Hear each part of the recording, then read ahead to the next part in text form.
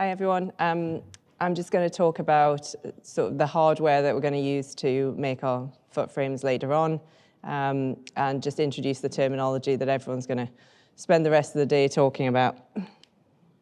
So we're going to be talking about the different frame configurations and what you can use them for clinically, advantages and disadvantages of Hexapod for the foot, and I think the most important thing is the sequence of wire tensioning in the foot.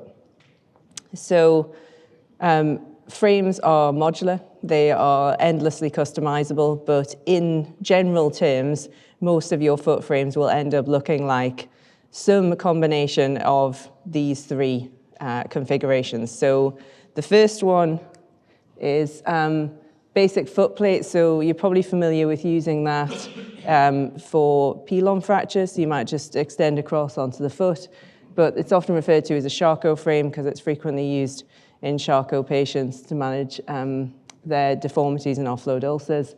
Then we've got a butt frame where the foot plate is at 90 degrees to the tibial ring. And then we've got the most complex configuration, which is the mitre frame, where your hindfoot ring is at 45 degrees to your tibial ring. So everyone probably knows why they're called what they're called, but when I was a registrar, I remember thinking, why is everyone referring to this as a butt frame? Like, to what butt are we referring? And it turns out that it's a term from carpentry.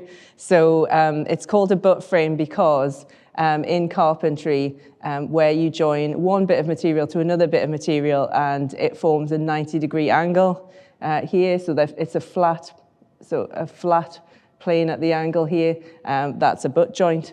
And then a mitre joint is where you join the two together to form this sort of like the edge of a picture frame where it joins at 45 degrees. So that's what the butt is, and that's what the mitre is, if anyone didn't know and was afraid to ask. So looking back, it's obvious now why it looks like the previous picture. So there's your foot plate on the butt frame at 90 degrees to this ring, and this should be forming roughly about 45 degrees to your tibial ring. So having a look at the each of these individually. So what's the purpose of using a flat foot plate or a Charcot frame? Well, it's probably the easiest one for patients to mobilize with. So often your Charcot patients have mobility issues with their other limbs, so this is the least difficult probably for them to mobilize with. Most of the companies who supply frames will also supply some sort of skid or extension plate for the bottom of this so that a patient can walk flat on it. The other good option for this is to put a Velcro post-operative shoe on and just cut slots for the calcaneal and forefoot wires, which I do quite often, because the skids that you put on the bottom lengthen the limb by quite a lot, and for people with trouble with their balance, that can be difficult. It allows correction of equinus. If you imagine putting Hexapod in here, that'll help you correct an equinus. It's good as an adjunct for stability. So I've talked about how you can use it in pilon fracture. So everyone's probably familiar with putting a foot plate on for 8 weeks and then removing it again. It's also a good construct to do an ankle fusion with, and it's good for providing additional stability in terms of internal fixation for Charcot. So you can put this on top to give the patient a bit of extra stability so they can start walking on it straight away. If you want to do your ankle fusion, depending on what's inside the ankle at the time, you can use it just like this, but you can also add a half ring here for the talus, and you can either add a drop wire off this ring or off this ring, or put in a Hexapod or struts to compress it if you want to compress across an ankle fusion. So butt frame, it holds the hindfoot in good alignment with the ankle, whatever alignment you placed it in at the time of surgery. It doesn't allow you to distract or correct across the ankle or the subtalar joint unless you're doing that acutely and then holding in position with the frame. It's great for offloading heel ulcers in your diabetic patients. It can be used largely for stabilizing, correcting deformity in the midfoot. That's its main purpose. If you put a full ring on the forefoot, that gives you the widest selection of places to put your wires and the best control of the forefoot. Mitre frame, there's lots of different ways you can construct a mitre frame, but essentially it's for simultaneously or sequentially correcting hindfoot and midfoot deformities with the same frame. So it's good for complex deformities such as neglected or recurrent clubfoot, complex Charcot deformities with hindfoot and midfoot, neuromuscular deformities. So this one was used in a young lady who had a brain injury and had a quinus and a midfoot deformity, so we sequentially corrected those with the same frame. This one is a modified Ilizarov version of a mitre frame for the purpose of lengthening the calcaneum in a short calcaneum. So Hexapod versus Ilizarov, well, as with most of this week, we'd say it's largely surgeon preference. Hexapod's good for complex deformity and allowing you to do all your planning on the computer. It's good for adult feet, but it can be a bit bulky for very small kids' feet. The latest generation of Hexapods have ultra short struts, and they have offset plates for putting your struts on, which gets around some of these issues.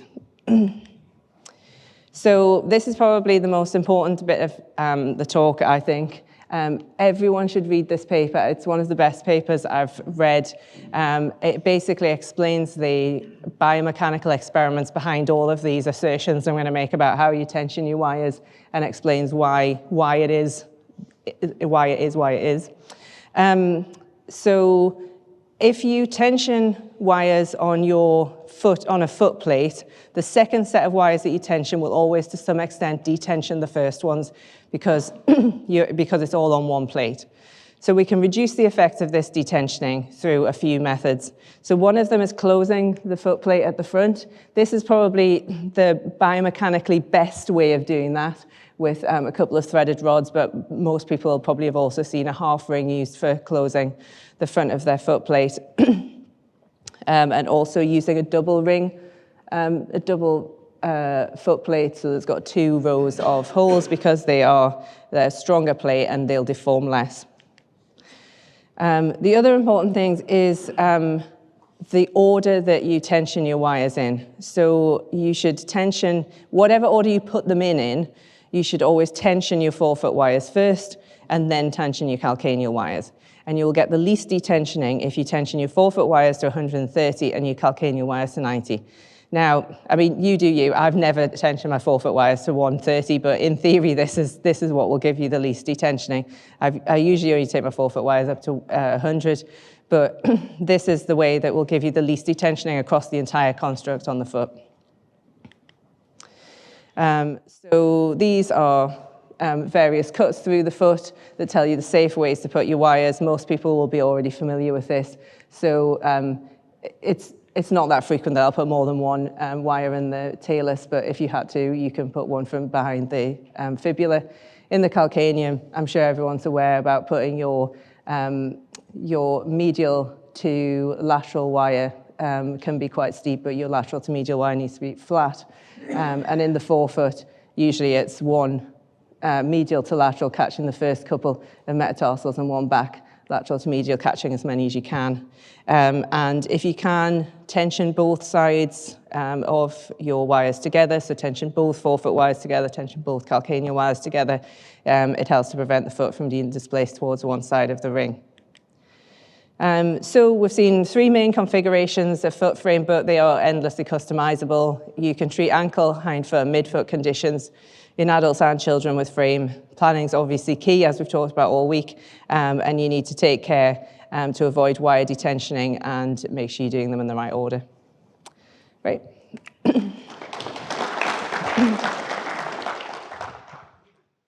So there's a very popular frame where I work. It's the ankle distraction frame.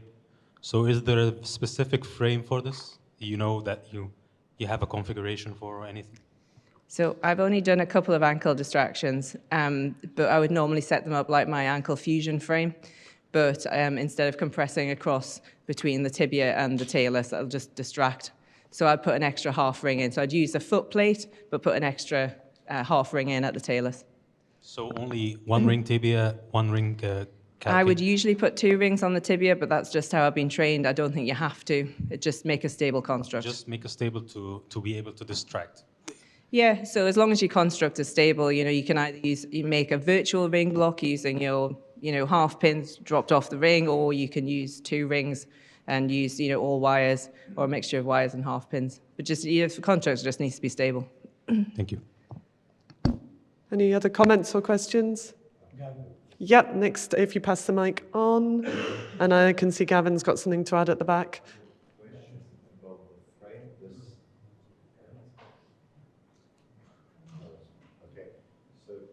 We can add a half ring for compression. That's what I did last time, but you said also that we can place some wires on posts, some additional wires, or... So it depends what you want to do and where you want to. Sorry? I need to do the ankle. Yeah. So if you're doing an ankle fusion, then usually you're wanting to compress between the tibia and the talus. So I would usually just do it with threaded rods and just compress on your rods across that. But if you're not doing an ankle fusion, if you're doing something where you just want it to be static, then you don't necessarily need to make that a moving segment. So you could just drop wires off your tibial ring or drop wires up off your foot ring and then attach them to a wire across the talus. For example. Some additional stability for the talus, for example. Yeah, so if you just want to keep the talus stable and you don't need to do any compression, then you don't need that to be a moving segment. So you can just drop your wire off a post instead of putting another ring in if you want to. And then there's less hardware and it's a little bit easier to see what to do in your x-rays. Thank you. Gavin at the back. Just in terms of the distraction frames, when you're putting a distraction frame on, I think you also need to consider the subtalar joint, whether you protect the subtalar joint, or whether you want to include the subtalar joint in that distraction process. Depends on the patient and the configuration you're using. Moreover, I think it's very important with distraction frames that you incorporate range of motion in it. So you need to be able to put hinges in so you get the synovial fluid mechanics going, which is important for cartilage regeneration.